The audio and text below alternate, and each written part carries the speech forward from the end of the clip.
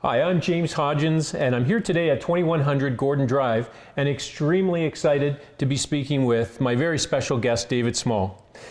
David Small is the principal, founder, and head creative designer at David Small Designs. David, thanks so much for joining me here today and for taking time out of your extremely busy schedule. My pleasure.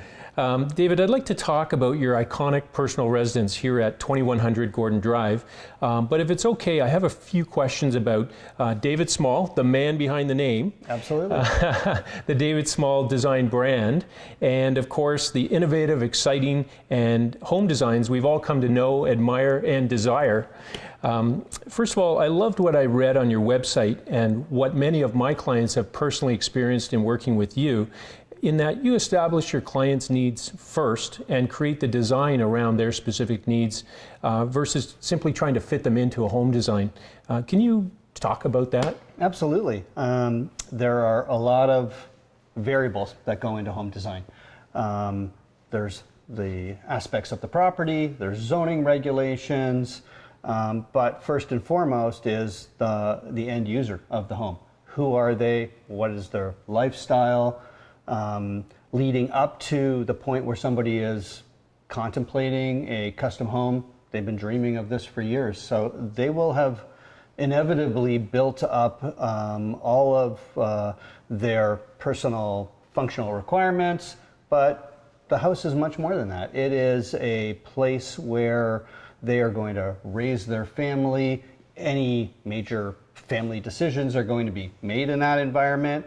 We're well aware of the fact that custom homes are the launching pad of people's lives, really. It's a very, very powerful experience. You're spending a lot of time in your home. So to dedicate a large portion of our process to getting to know our clients, understanding what their particular dreams are, and use architecture to empower their lives. So yeah, we will go through a process of asking a lot of questions and of course visiting the property, sometimes visiting their existing home to see what their life is all about and go from there. Okay, fantastic. David, everyone who reaches any significant level of achievement usually has an idol or a mentor, someone that has helped them define their path. Can you share with me who has had that influence in your life? Absolutely. I think first and foremost it was my father. My father was a custom home builder and a developer in Mississauga, but much more than that, he was a mentor of mine in how you behave as a person. He instilled a work ethic in me that empowered me to be who I am today. But aside from that, he designed his own homes, our family homes that we grew up in.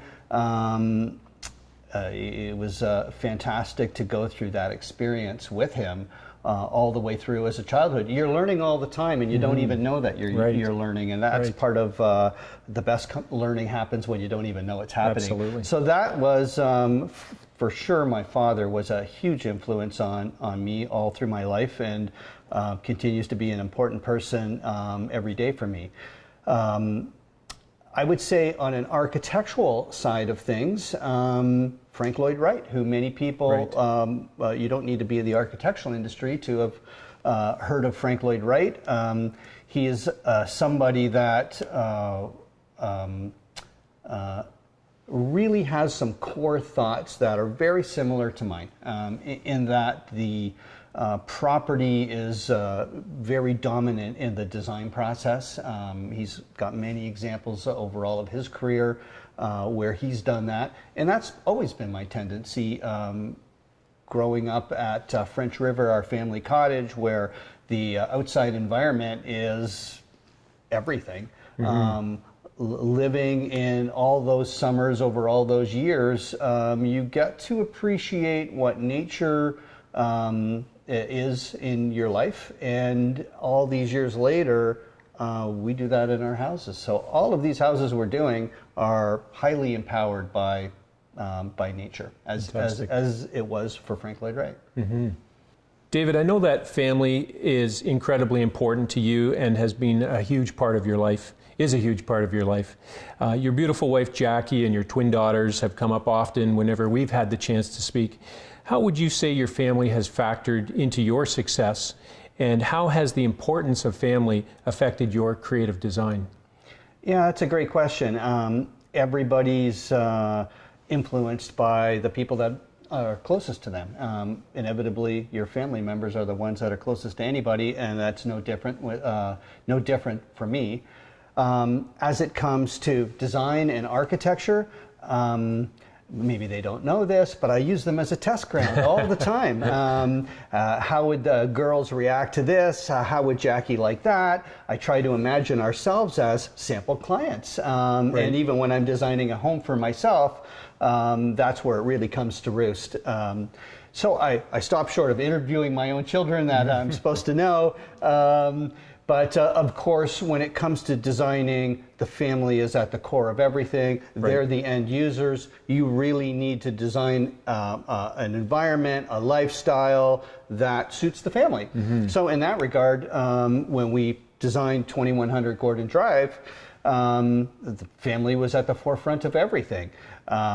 Jackie loves to bake. She has a fantastic baking situation in the kitchen. We made sure that all the appliances were top of the line and suited exactly to her needs. The girls, it was quite interesting because they enter this house as 12-year-olds and they exit it as 18-year-olds. And there's a lot of things that occur in those 6 years. So we wanted to imagine ourselves in this house for all of the years that they would be transitioning from young girls into young adult ladies, and making sure that there was all the functionality, all the party situations, all the things that you can imagine that they would be experiencing and have experienced during this point in time. So family, of course, is at the core of designing, and you design out from that, and that's what we've done. David, you had already established yourself as the preeminent traditional style custom home designer in Mississauga, and then you introduced a fundamental design shift incorporating more modern homes. This could have been a huge risk to your award-winning success format, but you were confident that your new vision was what many new homeowners wanted. Your personal residence here at 2100 Gordon Drive was the beginning of a new era for David Small Designs and the creative foundation of other homes to follow. Share with me what inspired you to make this daring shift and how you knew that it would be so positively received. Well, I don't have a crystal ball, and you never know. Right. But I've always been one to be very strategic, very thoughtful in everything, in design and in life. I think at my heart, at the core of me, I've always loved modern design. And as a business person, you do what you're asked to do, and to be quite frank, weren't asked to do a lot of modern buildings. Weren't asked to do any modern buildings for that matter. And quite happy to build a career not doing that. However, things were shifting. Our culture here is shifting, and shifting in a way that things are becoming a little more streamlined, a little more modern, and I was thinking maybe the time is right for myself as a designer and our company to start shifting as well.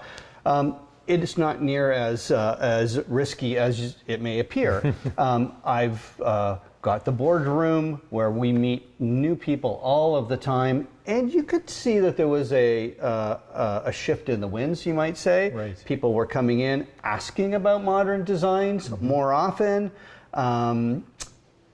Deep down, I always know how I want a modern design to be. There aren't any examples of it. It's in my mind, and that was definitely a detriment to getting the new modern the way I felt about it off and running. So when it came time to do my own personal house, I thought this was the time. I'm going to show the world how I feel about modern homes. Do it in a way that is sincerely at my core, and I truly believed it would be sincerely at the core of many people, if done the way I wanted it to be. So 2100 Gordon Drive is an example of the things that I'd been thinking about for years, for decades actually, and putting it all together. We worked very hard on this design to get it just right. So I think at the end of the day, the time was right to do a shift. Our culture was shifting, I was shifting, and it was just a really nice coming together. David, share with me, please, what is organic architecture and how did you apply that here at 2100 Gordon Drive? Well, first of all, organic architecture is a phrase coined by Frank Lloyd Wright years ago, really referring to land and building coming together in an organic way. The design gets evolved on the property. At 2100 Gordon, this is something that we worked very hard at. The way I like to think of it is, modern buildings have been landing on the ground here for a number of years, but that's part of the problem. It looks like they landed on the ground. Right. There's no relationship of the building and the ground. The building is completely different than the ground. The building just imposes itself on the property in the neighborhood. Yes. And that's really been one of the criticisms of modern homes throughout the years. That's not how I think about modern homes at all. And it's all about organic architecture. It's almost as though you watered the land and the building grew. It's a completely different way of thinking about it. And in that way, you can imagine as the building being completely organic, it's completely connected to the property. So we worked very hard at that. Some of the things that we understand is that the horizontal line is a very important line. Right. The ground is horizontal. The building ought to be horizontal.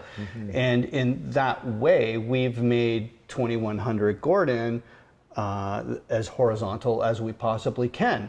The horizontal roof line, the horizontal window pattern, the horizontal use of stone, even the siding, everything is horizontal, and then integrated stone planters or retaining walls that go out and grab the property. It's all about the horizontal line and make it look like gravity is doing its job here, connecting the building and the ground together. Especially when we're in an environment where there's not modern houses anywhere around here, and yet we want to be modern, but we want to be part of the club. How do you do that? Well, the horizontal line is something that you need to pay attention to and really connect the land to the building. David, you have personally coined the phrase natural modern. How did you envision and accomplish the use of natural modern here? Well, first of all, I would want to explain what I think natural modern means. It's really the use of natural materials, an understanding of the natural environment, and further understanding that that is something that buildings should be relating to, not just from an outside, not just from a driveway and a walkway and what people call curb appeal.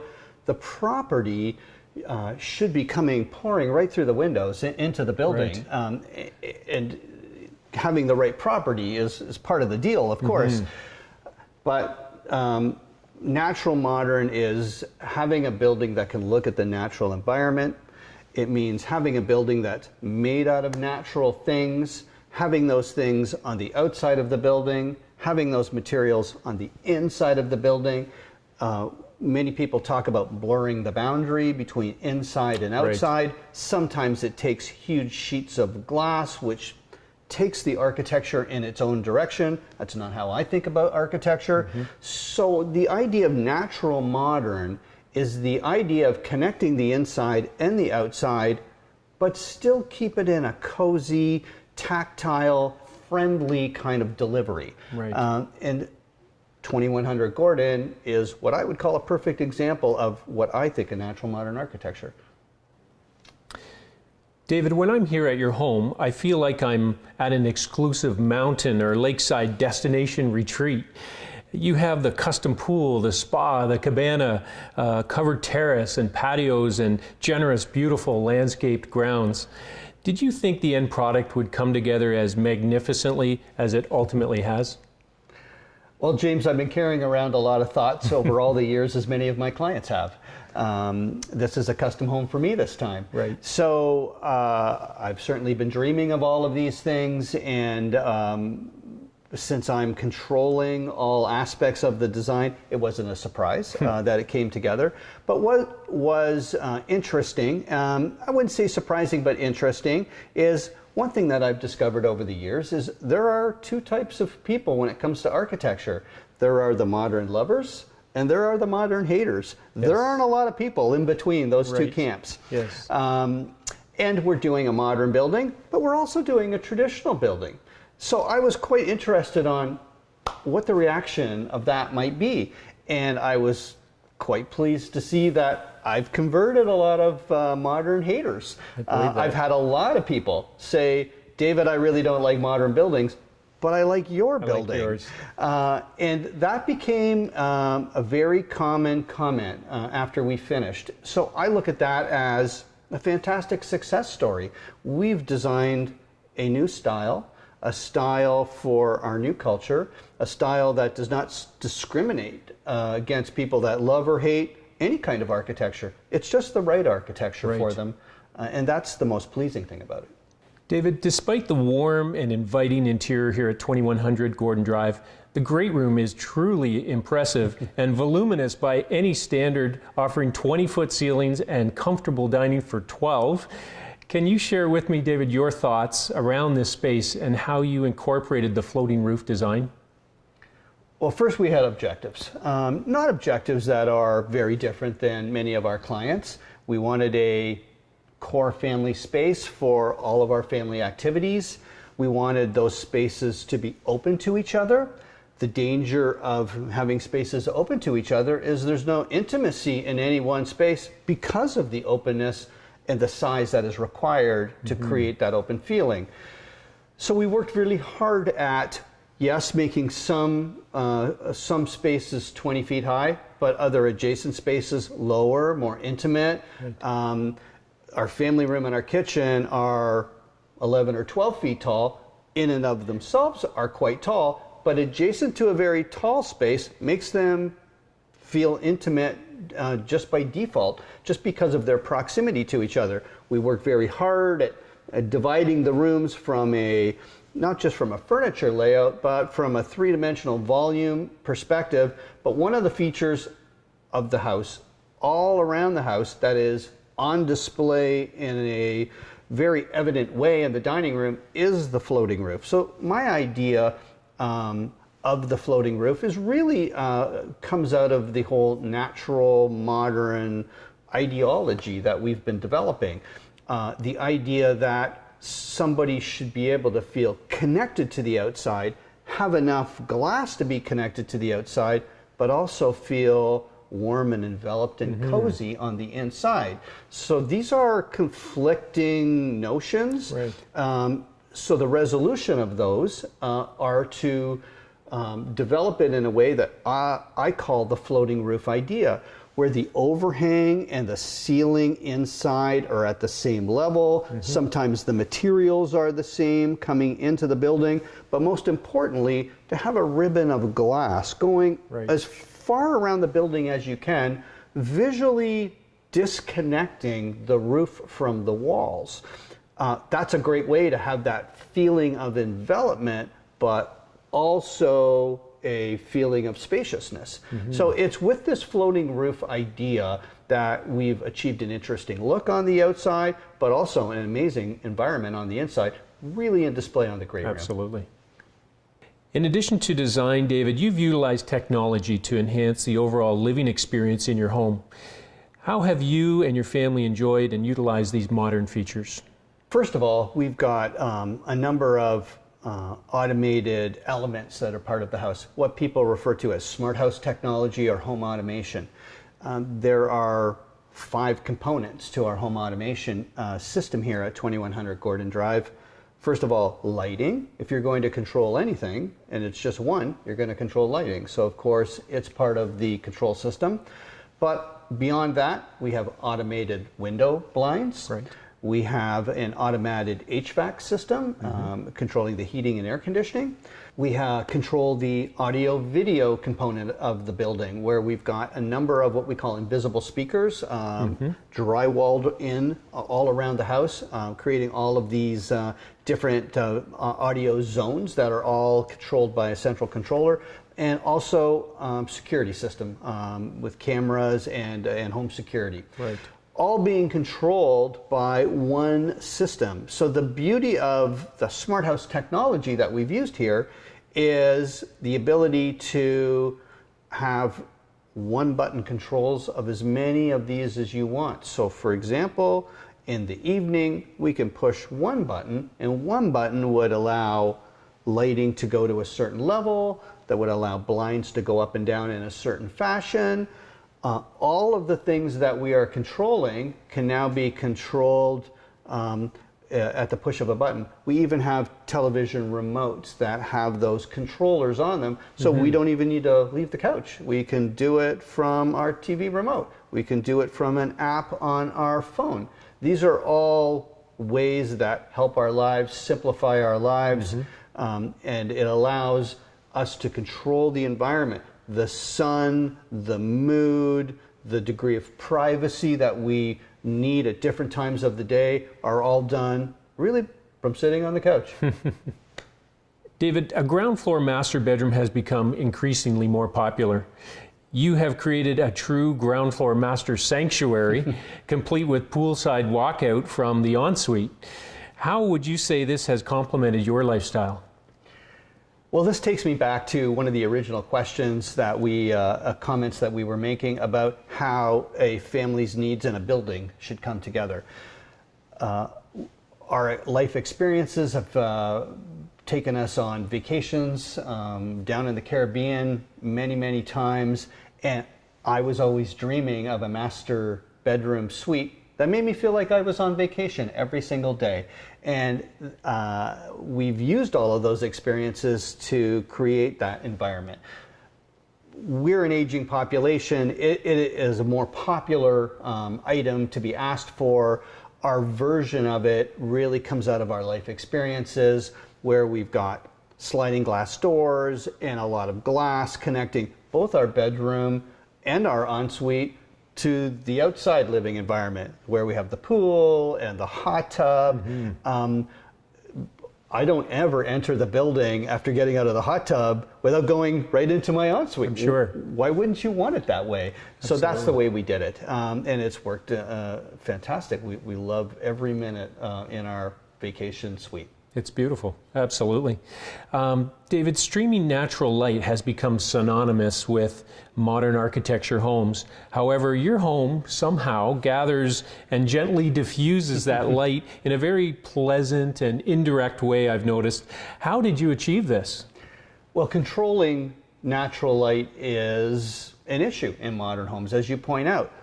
A lot of glass area, quite often not enough overhang, and you're really relying on your home automation, the window blind system, to do more than it's really capable of doing. Here we've got home automation in the form of blinds on many windows, but not all of the windows. The idea is the architecture is supposed to do part of the job. So we spent a lot of time analyzing sun angles, creating large overhangs, all part of the floating roof that we talked earlier about. But the idea of controlling direct light without artificially putting window coverings on and off is what leads to a fantastic environment. It's not overly sunny, it's not overly shady, it's just pleasant all of the time. And that's a byproduct of this natural modern architecture that we're working so hard on every day. Oh, you've certainly achieved that for sure. Many open concept modern homes compromise or seem to compromise the overall living space and sound privacy, David. You've masterfully achieved that desirable open concept feeling while protecting exclusive important zones such as bedrooms, home office, a music room, guest suite, fitness center, theater, and entertainment areas. How did you so perfectly achieve this balance? Well, first of all, one of the core decisions that we made at the beginning of the design process was to get maximum power out of our square footage. We're not looking for a building to look uncomfortably large on the property, and yet we have all of these physical requirements. First thing, no hallways. We don't want to have hallways in the house. I've always believed hallways are dark, space-wasting elements. We would love to use rooms to traverse into adjacent rooms, which is what we've done here. The challenge, of course, is how to go from a more public great room space directly into a very intimate master bedroom space without a hallway connector. It's the transitions between the spaces where we pay all the attention to. So for example, we're walking into an alcove, which just naturally transitions into a bedroom space. There's no way you can be in the public space and see any of the intimacies that are part of that space without actually going into that room. And we use that idea all around the house. We've got our grand piano bay, we've got my office, we actually use the music space to get into my office. Right. You don't even really know it's there, and next thing you know, it's right in front of you. So we've positioned the puzzle pieces all around to create flow, but paid a lot of attention to the connection of all of these spaces. And that's really what you're experiencing here. Right. David, as has been enjoyed by, I'm sure, thousands of people now, your home has a captivating roadside charm. The home has an easy, gentle approach from the street side to the generous 3-car garage and up to the alluring front entry. Once there and inside the front of the home, you feel safe and elevated. Was this attractive elevation existing or created as part of your master vision? Well, I've always believed that architecture needs to be truthful. And what I mean is what the interior spaces are giving you is what you see on the outside. People have called it form follows function, but that sincerity of delivering the inside space to the outside is really what you're seeing. So when you're on the street, you're seeing multiple levels, you're seeing the floating roof, not in all places. We've got projecting elements because the floor plan required them to be projecting. At the end of the day, it's part of the cocktail, the visual cocktail, that it produces what I call natural modern architecture. As far as the elevation above the street, the house is positioned, I'm going to say 10 or 11 steps above the street. No one would ever know that. You may even be surprised that it is that. Very. Because you're never called upon to step up more than 3 steps at any one point on the journey to the front door. But it's an important element. Being a corner property, we have fantastic opportunities to show amazing architecture, but we want to be mindful of privacy. We want to build a glass house, we want to put it on a corner, but we want to feel private when we're on the inside. Right. Raising the house above the street level 10 or 11 steps is part of what gives you your cake and eat it too. You can have a glass house and get privacy. The question then is, how do you use the land, sculpt the property, make the building feel like it has grown out of the property? And we use retaining walls and the integrated stone planters, the long walkways with just a couple of steps here and a couple of steps there to make sure that the journey to the front door is pleasurable, that there's enough interesting things to look at along the way. Sure. And by the time you get to the door, you don't realize that you've gone up those steps, but you've acquired a very important thing, is privacy by height. Sure. And that's really on display here. Absolutely. And you don't need to come up the steps if you don't want to, because you can come in through the garage, which is on grade. Exactly.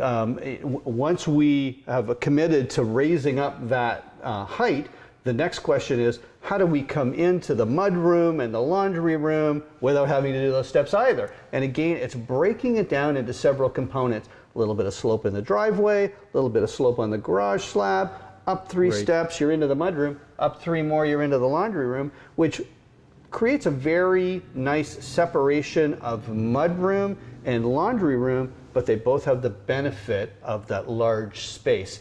just by doing that level change inside. So we use the level change to our advantage wherever we can, and that's a really important part of it. That's fantastic, David. And in the back, in contrast to the front, the back for entertaining purposes is beautifully on grade. You can just walk right out. You've got the pool and the spa and the grass. There's really no levels to contend with. It's very friendly.